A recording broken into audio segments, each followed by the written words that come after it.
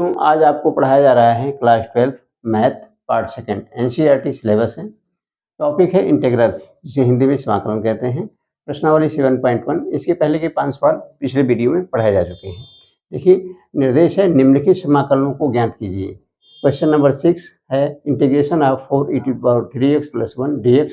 Question number 7 है x² bracket में 1 - 1/x² dx। Question number 8 है आवाज मत कीजिए, ब्रैकेट के अंदर ax² + bx + c dx। Question number 9 है integration of 2x² + e⁴x dx। Question number 10 है √x - 1/√x का होल स्क्वायर dx। ध्यान दें, तो 6, 7, 8, 9 और 10 ये 5 प्रश्न आपको हल कराए जाएंगे। देखिए क्वेश्चन नंबर 6, आवाज नहीं करेंगे। देखिए ये आपको दिया गया है, लेट I बराबर इंटीग्रेशन 4e⁴x + 1 dx हमने मान लिया। देखिए योग अथवा अंतर की संक्रिया में चाहे डिफरेंशिएशन हो चाहे इंटीग्रेशन हो, सभी पदों के अलग अलग योग अथवा अंतर के इंटीग्रेशन के बराबर होता है, अथवा डिफरेंशिएशन हो तो डिफरेंशिएशन के बराबर होता है। यहाँ पर इंटीग्रेशन है तो इंटीग्रेशन के बराबर होगा। ध्यान दें, इसका मतलब हुआ 4e⁴x dx इसका अलग होगा और एक है इसका अलग होगा। ध्यान दीजिए, यहाँ पर 4 कांस्टेंट होने से बाहर है, e⁴x dx प्लस ये इसको हम x⁻0 लिख सकते हैं dx। कारण ध्यान दें, क्योंकि x⁻0 का मान 1 होता है। किसी भी राशि शून्य को छोड़कर का घातांक शून्य हो तो उसका मान सदैव 1 होता है। ध्यान दें, यहाँ पर आपको पता है सूत्र, यहाँ देखिए इसका डायरेक्ट नहीं हो पाएगा, तो हम यहाँ पर इसे I1 मान लीजिए, इसे I2 मान लेंगे और इसे I3 मान लेंगे। देखिए हियर I2 बराबर है आपका integration of e⁴x dx।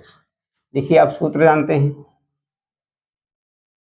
Integration of e⁴x dx बराबर होता है e⁴x + c। यहाँ पर x से डिफरेंट है, यहाँ पर आपको मानना होगा लेट 3x बराबर p, both side differentiation respect to x, dy/dx of 3x बराबर dy/dx ऑफ p। तो ये 3 कांस्टेंट होने से बाहर हुआ, x का 1 हो गया, ये बराबर हुआ dp/dx के। अब इधर देखिए ये 3 हो गया, ये बराबर हुआ dp/dx के। ध्यान दें ये dp है, साफ साफ करते हैं, 3 dp/dx के। इधर dx का भाग है, इधर आके गुणा हो जाएगा, 3 dx बराबर dp, देयरफॉर dx बराबर 1/3 dp। ध्यान दें, तो यहाँ पर हम किसका करना था, यहाँ ध्यान दीजिए I2। अब देखिए I2 को यहाँ देखिए, I2 है आपका ये चीज, इंटीग्रेशन है, इंटीग्रेशन का निशान लगाइए, ई है ई लिखिए,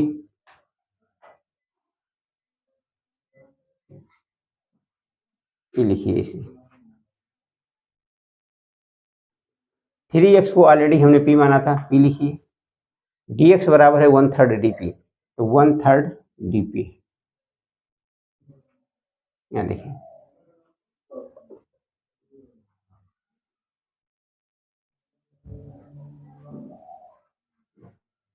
फिर से देखें, इंटीग्रेशन था, इंटीग्रेशन ई है, ई लिखा, 3x को ऑलरेडी हमने p माना था, p लिख दिया, और dx बराबर है 1/3 dp, यहाँ लिख दीजिए 1/3 dp। ये होने का निशान है, चल क्यों नहीं रहा है, देखिए तो ये है, स्केच कहाँ गई, देखें, हाँ ई इंटीग्रेशन ई, 3x को ऑलरेडी हमने p माना था, p लिख दिया, और dx बराबर ध्यान दें 1/3 dp है, तो यहाँ लिखेंगे 1/3 dp। 1/3 जो आप देख रहे हैं कांस्टेंट होने नाते बाहर हो गया, e⁻p dp, इसका हो गया e⁻p। ध्यान दें, अब p का मान रख दीजिए, p का मान ऑलरेडी है 3x, इसका हो गया इंटीग्रेशन। अब देखें आप, यहाँ पर हम आपको I3 भी समझा देते हैं। I3 बराबर है x⁻0 dx। ध्यान दें, सूत्र होता है x⁻n dx बराबर होता है x⁻n + 1 बटे n + 1 प्लस c। ध्यान दें, तो यहाँ पर ये आपका x⁻0 dx बराबर हो जाएगा x⁻0, ध्यान दें, x⁻0 + 1 बटे 0 + 1 प्लस c। तो ये आपका ऊपर वाला आ जाएगा, यहीं आगे देख लीजिए, ये आपका आ जाएगा x⁻1 बटा 1 प्लस c। तो पावर 1 लिखें चाहे ना लिखें, 1 प्लस c, और 1 से भाग देने से कोई फर्क नहीं पड़ेगा, x प्लस c। कहने का मतलब आपका ये x आएगा। तो यहाँ पर देखिए, ये आपका हो गया, आप बताए थे। अच्छा, अब देखिए यहाँ पर हम इस टॉपिक कर रहे थे, यहाँ पर लेट I1 बराबर, जगह की भी कमी है, यहाँ तक इसे भी कर दे रहे हैं, लेट I1 बराबर, ध्यान दें, यहाँ हम इसे, ध्यान दीजिए, इसे C2 मान लेते हैं। आगे देखिए, 4 है, I2 हमने हल किया है, ये आया हुआ है। ध्यान दें, I2 आया है 1/3 e⁻3x, 1/3 e⁻3x। और यहाँ ध्यान दें, इधर से जोड़ो चाहे ना जोड़ो कोई फर्क नहीं, लास्ट में जोड़ दिया जाएगा, हटाओ इसे। 1 से यहाँ पर x 1 लिखी चाहे ना लिखें, और 1 से भाग देने पर कोई फर्क नहीं पड़ता। ध्यान दें, I1 4I2 था, तो 4I2 का मान हमने रख दिया 1/3 e⁻3x प्लस I3 यहाँ पर कैलकुलेट कराया गया है, ये आया हुआ है x प्लस c, यहाँ पर जोड़ देंगे, ये इंटीग्रेशन कांस्टेंट है, तो ये आपका हो जाएगा। यहाँ पर देख लें, ये 4/3 e⁻3x plus x plus c, ये आपका उत्तर हो जाएगा। ध्यान दीजिए, अगला सवाल देखें, ये दिया गया है आपको, लेट I बराबर I1 मान लीजिए,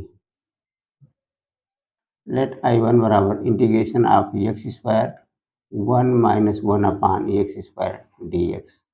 ध्यान दें, x² का गुणा कर रहे हैं दोनों में, एक में गुणा x² होगा और इसमें गुणा करेंगे तो x² गुणे 1/x²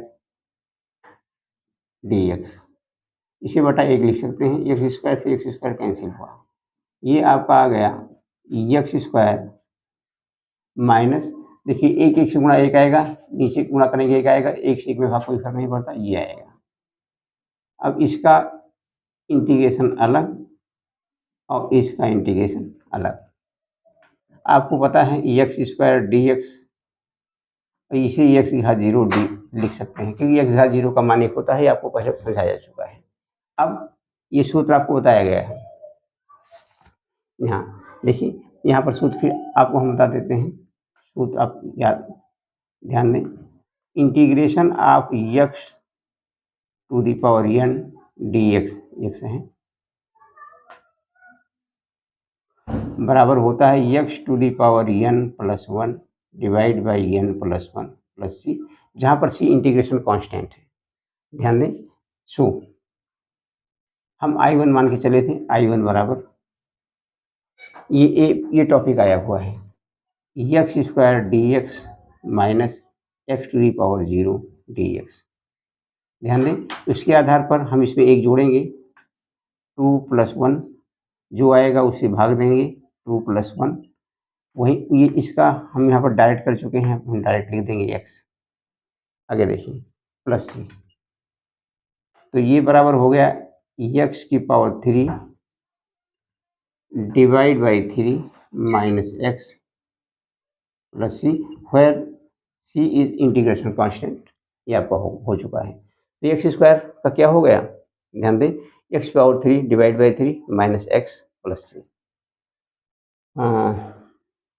ठीक है, इसका कहाँ गया, हाँ यहाँ देखो, यहाँ समझाया जा चुका है इस चीज़ का। इंटीग्रेशन x पावर 0 dx, यहाँ देखिए 0 + 1 डिवाइड बाई 0 + 1, ये एक लिखे चाहे ना लिखे, इसे भाग देने पर कोई फर्क नहीं पड़ता, यहाँ पर डायरेक्ट लिख दिया गया है। आगे देखिए, लेट I1 बराबर इंटीग्रेशन ऑफ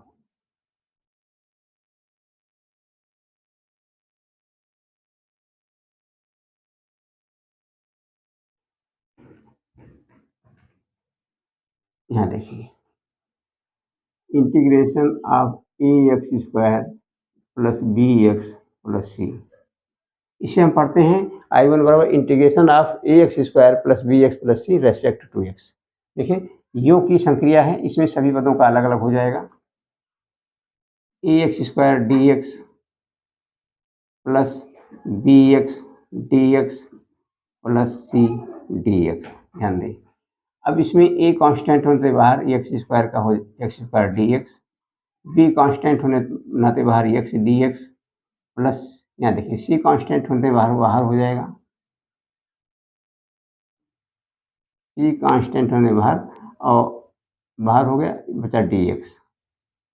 देखिए ये a है, ये a, आवाज नहीं,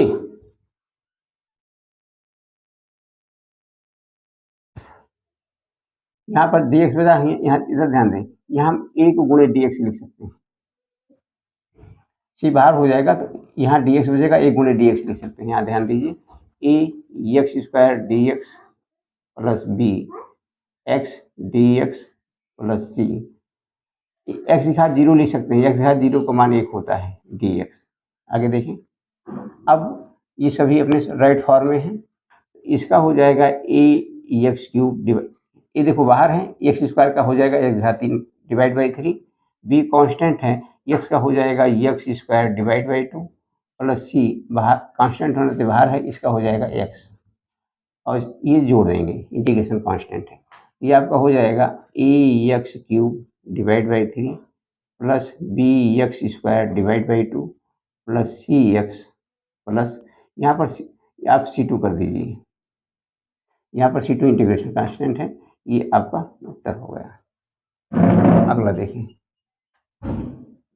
ये ऑलरेडी आपको दिया गया है, लेट I1 बराबर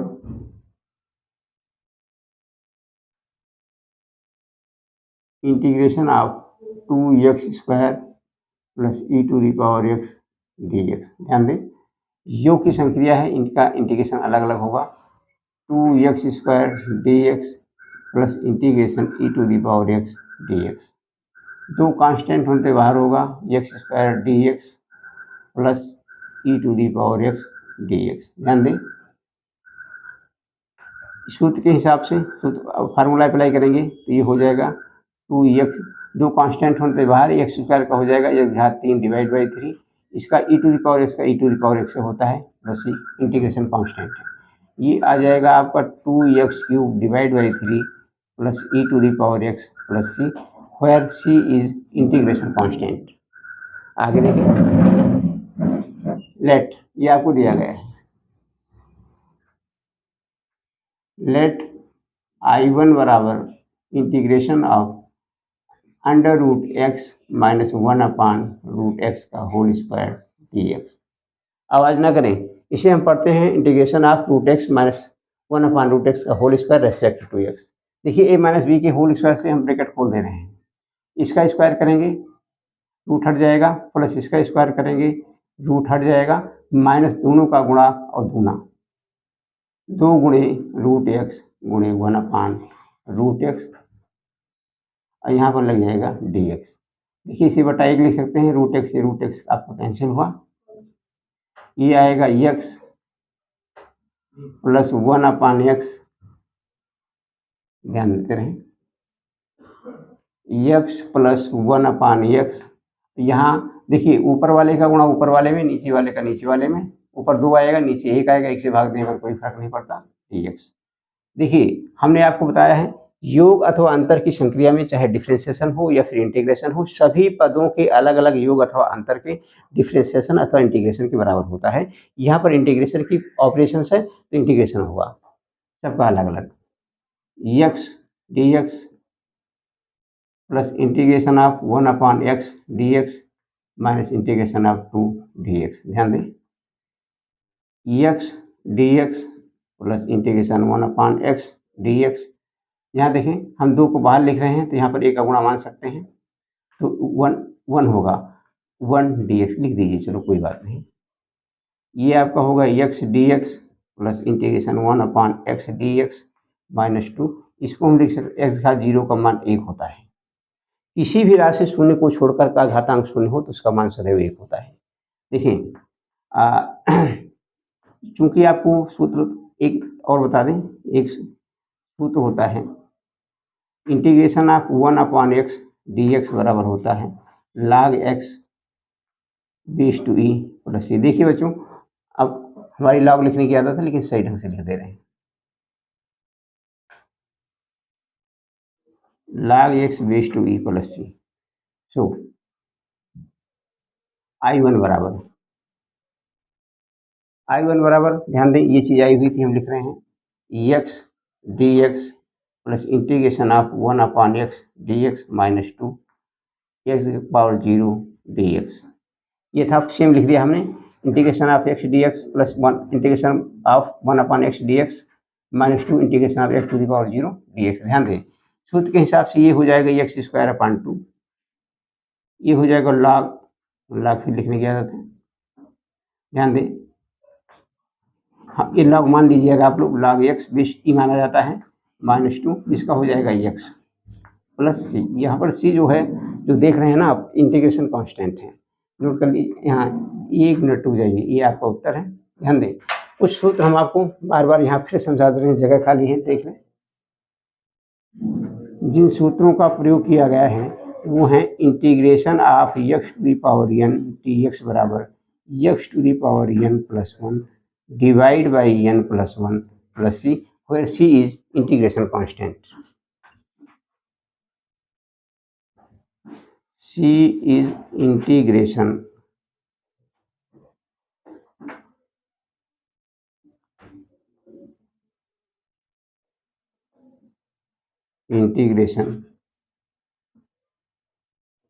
कांस्टेंट, इस समाकलन स्थिरांक।